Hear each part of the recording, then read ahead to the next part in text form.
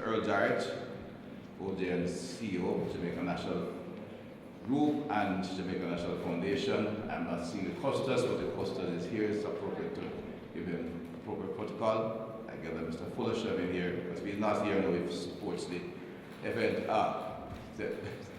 Stedman Fuller and Ian Forbes, Custos of Kingston and St. Andrew, respectively. Mr. Saul Billingsley, of the Executive Director of the FIA Foundation, which is involved in sponsoring this event. Ms. Tanya Bedward from MSET, Ministry of Science, Energy and Transportation, and all kinds of things. Mr. Paris Saeed, Chairman of the Jamaica National Foundation. She's a beautiful lady. She can take all of that. Mr. Paris Saeed, Ms. Paula Fletcher from the National Road Safety Council. Ms. Claudine Allen, General Manager of the Jamaica National Foundation. Ms. Aggie from the Program Director FIA. I will not seek to pronounce the other word. But wonderful lady who has traveled all the way from Europe to join us here today in this very special event. And of course, Reverend Downer, who brought us right at the beginning, while also praying a bit for the school. Other distinguished guests, and it's all distinguished guests here this morning, good morning to you. It's my pleasure and privilege to join you this morning in the launching of this National Helmet Wearing Coalition project. The ministry itself has an ongoing program which we actually started to look at very seriously, and from two aspects. Way back in 2019, we did start a small attempt, that's pre-COVID, in Westmoreland, where we were seeking to teach the bikers to ride a bit better, to ride safely, and actually start with some helmet. We have applied some additional helmet, and you'll see them displayed. It's a live good helmet, where we say to the bikers, wear a helmet, stay alive and live good. It's a good time for them, and we want to keep that going. And working with the National Road Safety Council, which is a body including the government agencies and of course the non-government agencies, seeking to improve road safety, reduce road deaths, and in the process mitigate the damage done in accidents, and from my side, enforcing the law. But today, we launched the National Helmet Wearing Coalition project, which is aimed at addressing the critical issue of road safety. I'm pleased to be here this morning. It marks a significant milestone in our collective efforts to enhance safety on our roads. The formation of the National Helmet Wearing Coalition underscores our commitment to promoting particularly motorcycle safety by advocating for the proper usage of circular helmets. Motorcycle safety is crucial because the damage to the individual is more severe than in the motor vehicles. But road safety is critical. We are losing over 40 lives annually on the road, and we can take steps to correct that. And indeed, in discipline on the roadway and the damage that it creates on the individual is somewhat almost a self-inflicted violence. Violence is what is damaging the entire society. It has become a major problem in the entire Caribbean and Latin America and Caribbean region at this point in time here. Homicides and indiscipline generally, violence has become a chronic major problem. This initiative, of course, with road safety, especially affecting bikers, aligns with the government agenda in prioritizing road safety and public order overall in order to safeguard the lives of our Jamaican citizens. We cannot ignore the alarming trends in motorcycle fatalities that we are currently witnessing. Accounts for near 30% average of the total number of road deaths, and that's over 400, so you can extrapolate. Some areas 29, 30, 34, that's high as 35%. The consequences of this non-compliance with helmet safety are severe and demand urgent attention. Therefore, I extend my heartfelt gratitude to the National Road Safety Council, Jamaica National Foundation, and the FIA Foundation for their tremendous contribution to an initiative such as this project. I also must commend the members of the Project Steering Committee for their dedication and hard work. The implications of dangerous road incidents and collision on public safety and law enforcement cannot be overstated. Motorcycle-related issues must be addressed as a crucial component of our country's overall strategy to improve public order and save lives. It is therefore imperative that we take protective measures to mitigate the risks posed by irresponsible behavior on our roadways, and in fact, most of it, irresponsible and illegal. Our Vision of 2030 plan emphasized the importance of executing a strategy to promote road safety, reduce deaths and injuries from road traffic accidents, and help to meet the sustainable transport needs. The prevalence of dangerous incidents on Jamaican roads, particularly those involving motorcycles, highlights the urgency of our mission. Data from the JCF motorcycle collision indicate that motorcycle collisions accounted for 32% of the total road crash deaths for last year. This figure underscores the gravity of the situation we are facing.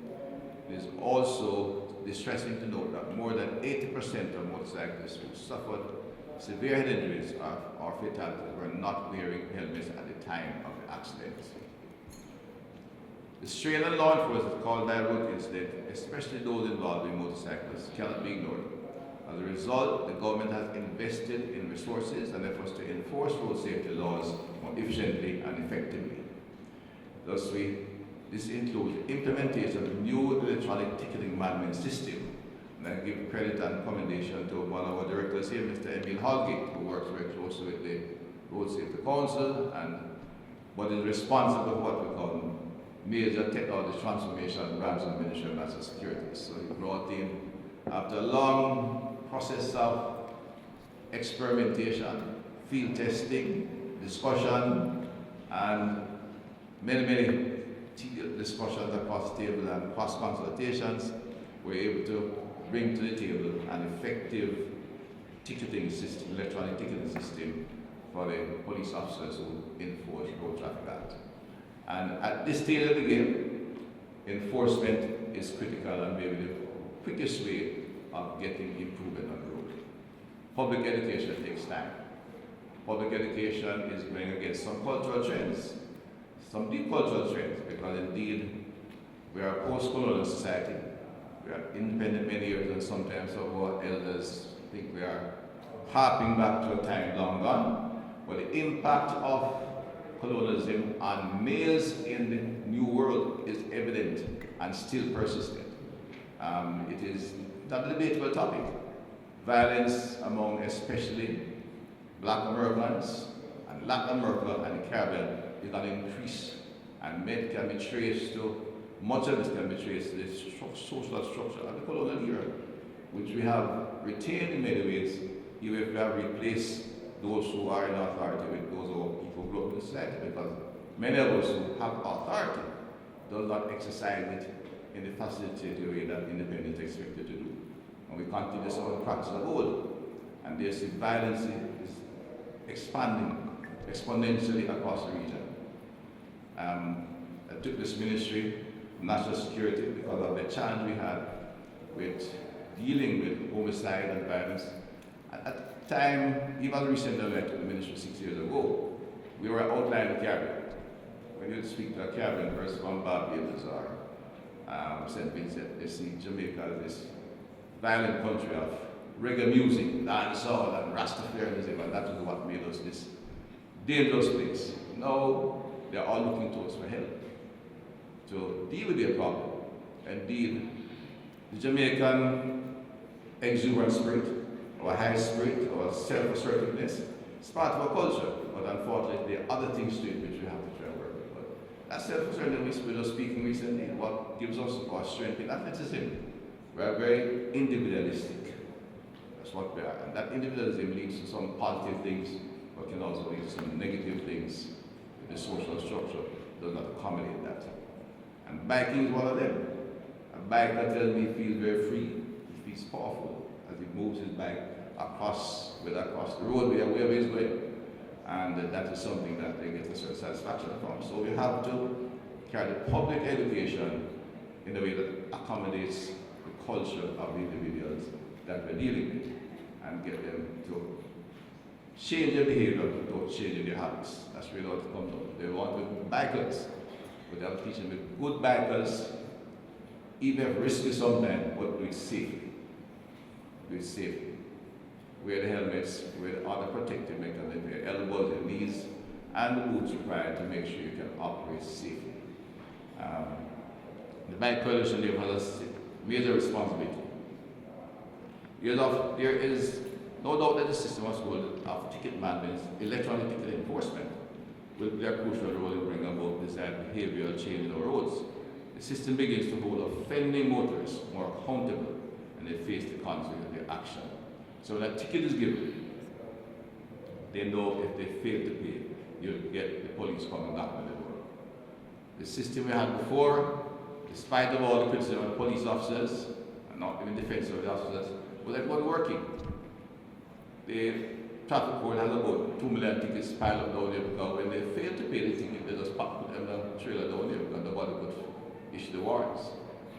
I can assure the public, and especially those of you who are here today, on a very important mission of road safety, that when the policeman give a ticket now, if they fail to pay, they're going to get apprehended and charged. That I think will go a long way in improving behavior on the road. We have acquired the required number of machines, and the police officers train and enjoy doing it. It also has beyond a very positive impact on the individuals that are affected, because for the majority of the more young and exuberant road users who are behaving in an indisciplined way and in a responsible manner, one of the root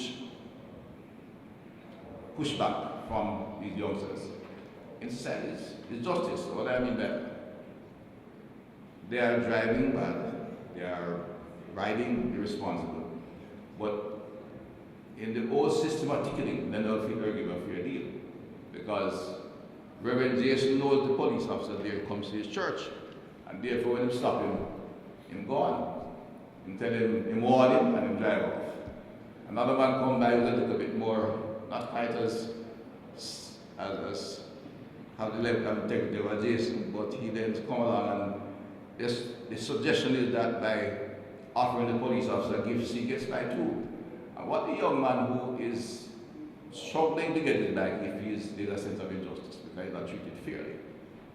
You know, or if even the ticket come, and Dr. Chang get a ticket, they go to the superintendent when I reached out to one day and said, take out the ticket, the paper ticket. That kind of background always undermines the authority of the police and the implementation of road safety, road traffic rules. With the electronic system, once the name goes in, it's gone.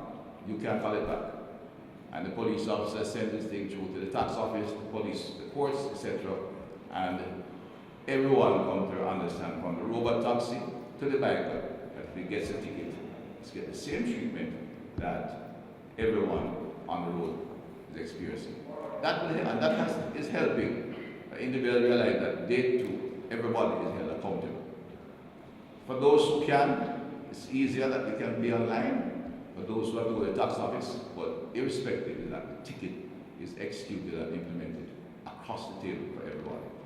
That's part of the government's drive, and the police is certainly responding very well.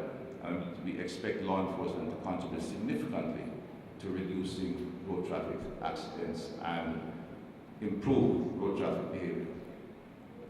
Law enforcement alone cannot achieve our objectives, however.